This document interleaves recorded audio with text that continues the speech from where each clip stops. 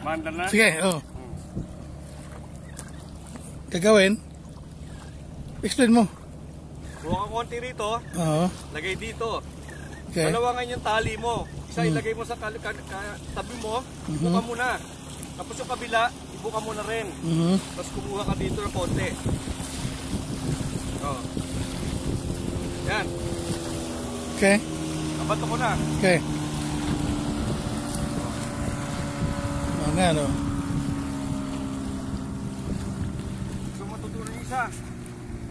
Huwag na. Kung hanggang 7 foot lang yung lampat mo, pare, tama na ito. Yung isa ko, pare, ganito. Pakita ko na rin sa'yo. Mas complicated to. Oh. Ganun to yan. Kukuha rin akong konti. Ha? Bubuhol ko ngayon.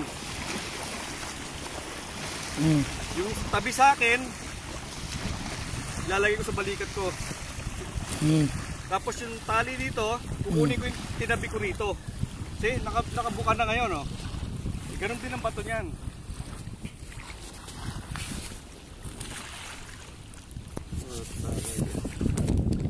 Yung isa pa. Sa ano.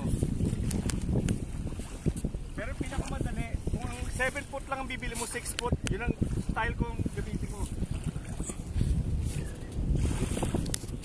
Ulitin mo yung ano? Ulitin mo yung ngayon? Alin yung ngayon? Yeah, yeah. Ayun, anong yung isa, yung primero? Yung primero, oh. Oh, maganda yung ano eh. Kuha ka rito konti.